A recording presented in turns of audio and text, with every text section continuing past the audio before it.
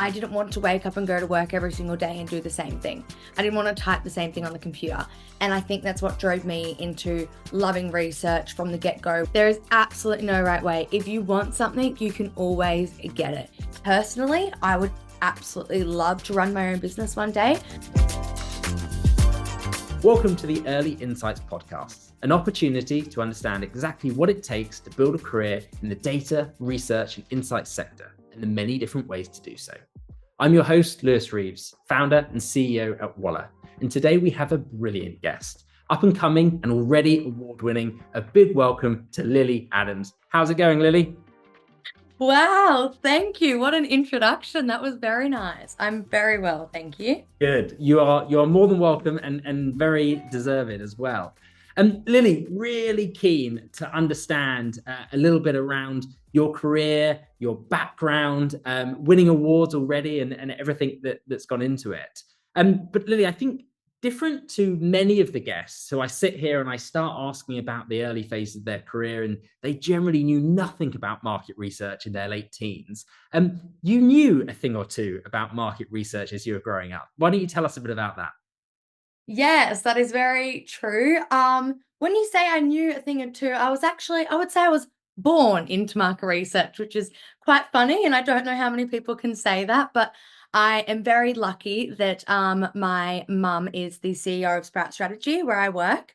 So from the age of about 12 to 13, I was welcoming people into focus group rooms. I was in the back room scooping ice cream for them to taste test. I really hit the ground running in the world of research, but I didn't even know at 12 that that was exactly what I was going to go into, because I wasn't aware of everything it entitled, everything it held. All I would explain, people would go, "What would your mum do?" And I would go, "Oh, she'd talk to people. She would get on a plane, go to Sydney and get on meetings," because I didn't know the world of research. And now I've been so lucky to land in such an incredible industry. Been working at Sprout for 6 years now. Straight out of the gate, went into full-time work because I absolutely knew that it was exactly what I wanted to do. Still didn't know how broad the research world was and the opportunities that you could get within research. I'm currently an insights and strategy consultant, and love my job. I do dabble in qualitative and quantitative research, as well as love selling and CX. And along with that, I did very luckily win the Young Researcher of the Year award last year from the Research Society, which I still honestly cannot believe it. And that's where we met, which was Yeah. incredible. Indeed, super cool. Lily, I'm going to wind back ever so slightly. So you're Go. 12, 13-year-old, you are scooping the ice cream for the taste test. Clearly, it didn't put you off. What in those early days, and certainly maybe as you matured a little bit more through your teenage years, what really drew you to the sector? What for you was the exciting bit that thought, hey, maybe there's a career in this for me? I think probably the most exciting thing was seeing the opportunities that research had on brands, because even though I didn't realize what I was listening to at 12 years old, there is so much potential from hearing from your customer and then doing good research. And for me, that is what drove me to absolutely love my job and want to get into it, is the the change and the amount that we could deliver to a brand to make that better for their customers. And I think I always saw that I could never actually tell you what my mum did because she always was doing so many different things. And for me, I didn't want to wake up and go to work every single day and do the same thing. I didn't want to type the same thing on the computer. And I think that's what drove me into loving research from the get-go, was you were every single day, you were placed with something new and you were having to uncover something new.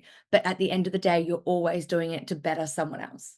Fantastic. A big part around the discovery and also those results in real life, right? Seeing how those brands get Yeah. beyond that. And so, Lily, I think similarly to me, you took a path directly into market research rather than getting any further education at that point in time.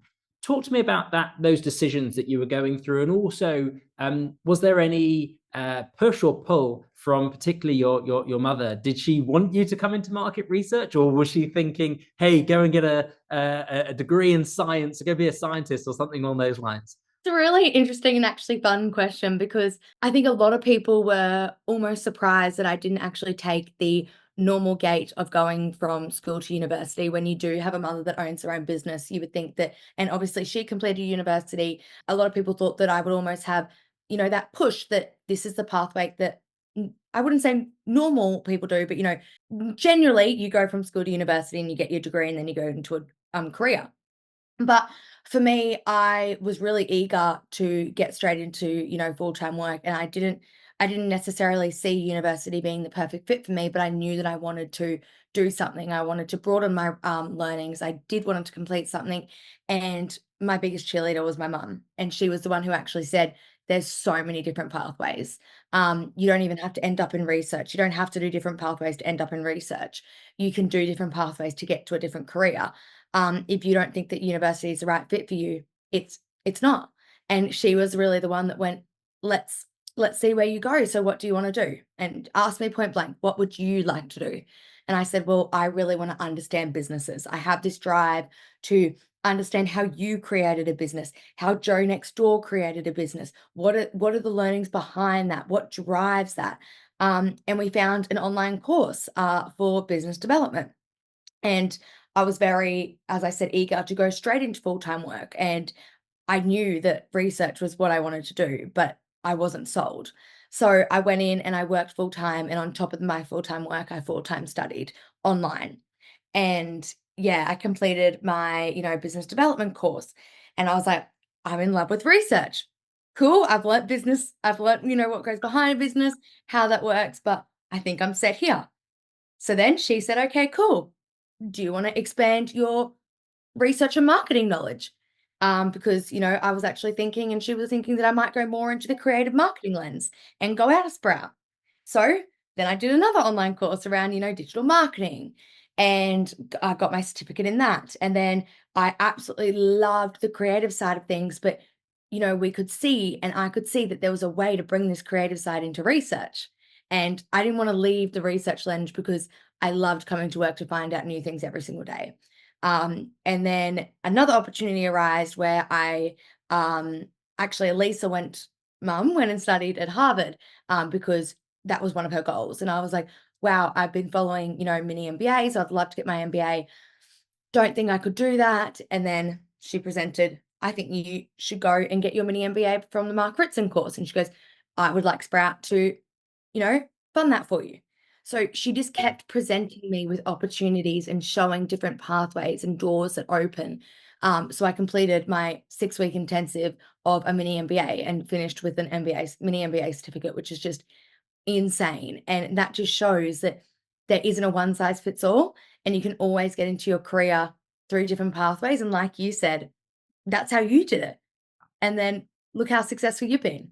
And I think the fascinating thing there, right, is you're so right. There are these traditional routes that are perceived to be the common way, or the way, should I say? But actually, throughout the first 6 years of your career, you sounds like you've been studying alongside working Yeah. most all of the way. So you've been tailoring that knowledge build and that education to exactly what you want to achieve. Um, and so, Lily, touch on for me a bit about the work that Sprout does. It sounds like you've got a bit of experience, both qual and quant, where you favour, what you really do. So, Sprout Strategy is a full service market research agency. So, I guess one of the best things about is we do offer all, and we always are presented with the opportunity to dabble in all. I did start off as a qualitative researcher.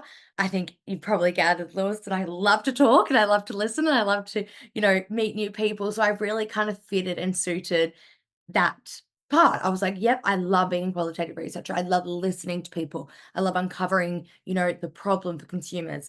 And then we were presented with the opportunity, do I want to, go into quant and learn more about quant to be able to run those full service projects? And I was like, of course I do.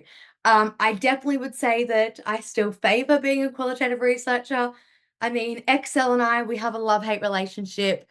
I work in it. I can't say I love it, but put me in front of a person, we can talk for hours on end. So I definitely would say that secretly. I would prefer qualitative. As a rapidly developing researcher, do you think though there is great benefit to having both skill sets so you can use the qual to better inform the quant and that battle with Excel?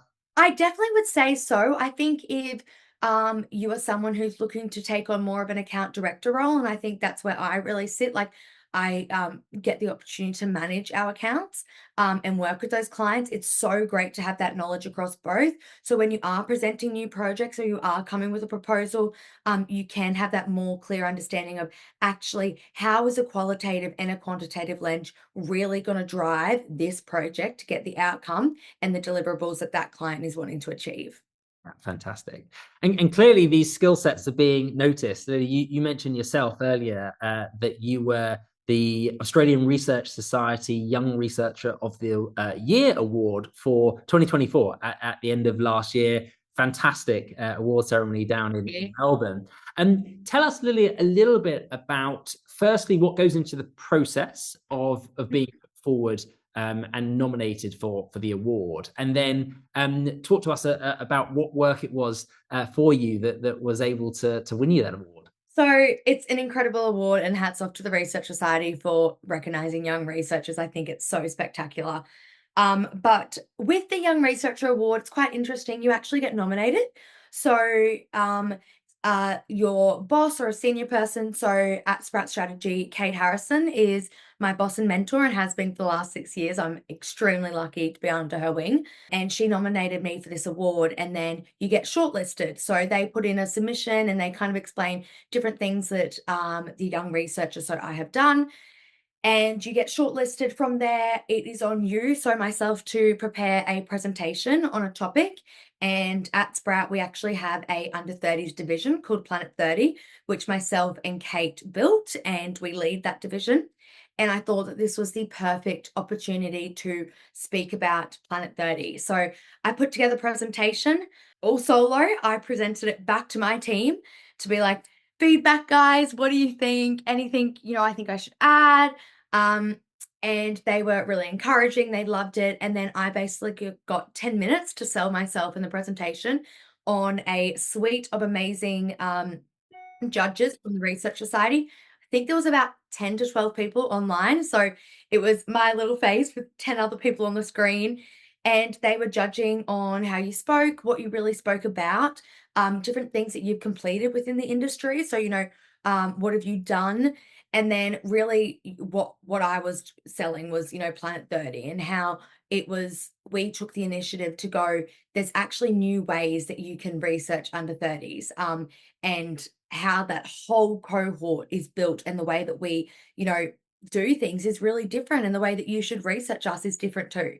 So I presented that back to the judges. They went away, and then it was completely blind from there. So from there, they picked, I think, 12 amazing young researchers, and I wish that I got to go around that night and say congratulations to all 12 of them, because it's insane to just be shortlisted. And then you're completely in the blind.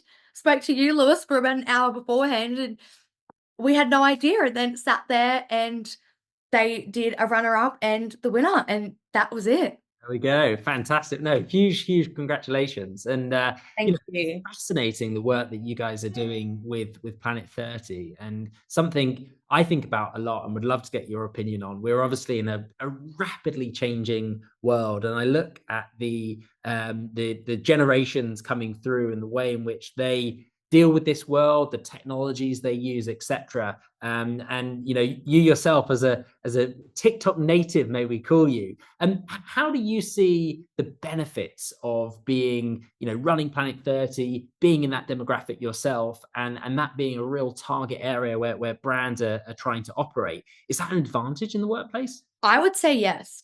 I would definitely say within the workplace, but then I would also call it a little bit of an advantage for up and coming researchers.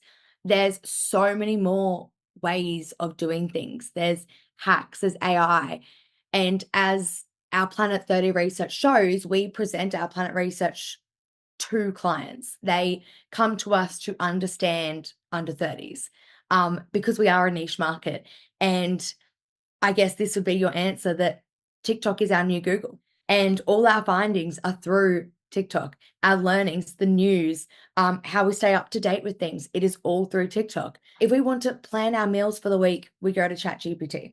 There's so many different ways that we're using technology and things to hack our lives, but then to also better our lives. And I think that's where we've really shown brands that you can still talk to our and this age group, but the way that you talk to us is a little bit different. The way that you connect with us is a little bit different. And by doing the research into under 30s, this is a top secret. So if you're listening to this podcast, you're welcome.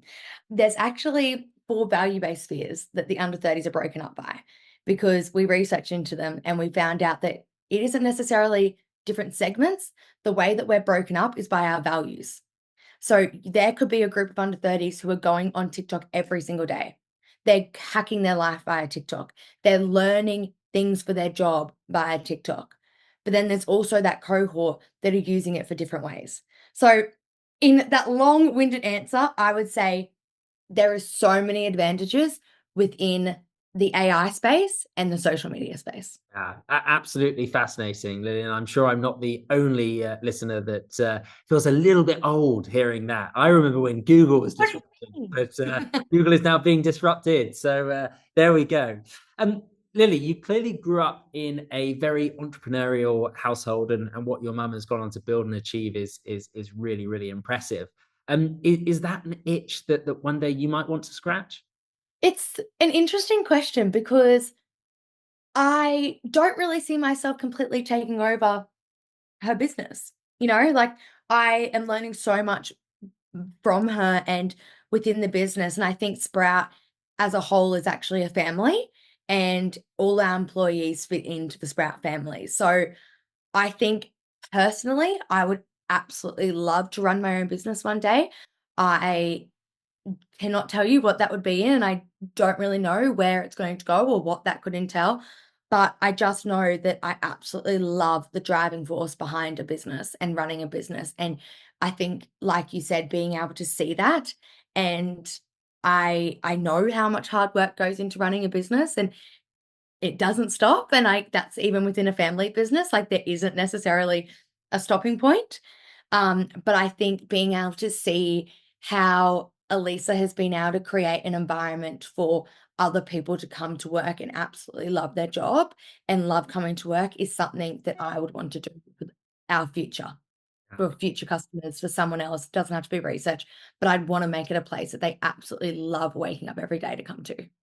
Indeed, I think that's huge. Certainly in the research sector, where we're such a people-driven industry, and Yeah. yes, there's ever more technology, but the skills of human beings are so 100%. hugely important. That if we've got great human beings that love what they do, I think it leads to much better outcomes for everyone's organization. Exactly. Good stuff. Lily, I'm going to move on to some tips and tricks that you can give the audience. The first one is all around career hacks, and I think I know the sort of direction of travel that we might be going. But if you were to give fellow colleagues of the industry any key career hacks that you've been leveraging, what would they be? First one is, there's no right way. There is absolutely no right way. If you want something, you can always get it. And don't let anyone tell you otherwise, and don't let anyone step into your lane, because your lane is your lane to swim in and to finish in. So I think at the end of the day, there is no one door into any industry, especially research. Fantastic. I could not agree more. And Lily, I think this is going to be a fabulous question. You might have more than one answer to it, but I'm guessing you've been given some reasonably good advice in your career. But I'm interested both from a sort of personal life perspective, but also a career perspective. What key bits of advice have you received that really stick with you? Oh God, there's so many, and you really start me on this one.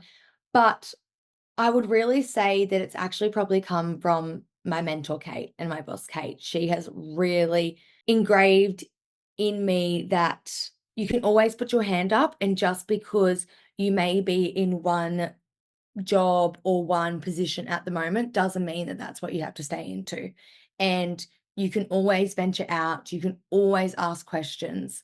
there's never a silly question. I think that's where I was really trying to get to on that is she's never once made me feel that I couldn't ask something or I can't put my hand up for that opportunity, even if it's 100% not my spot, like way too far in advance for me. I'm always given that opportunity to work towards it.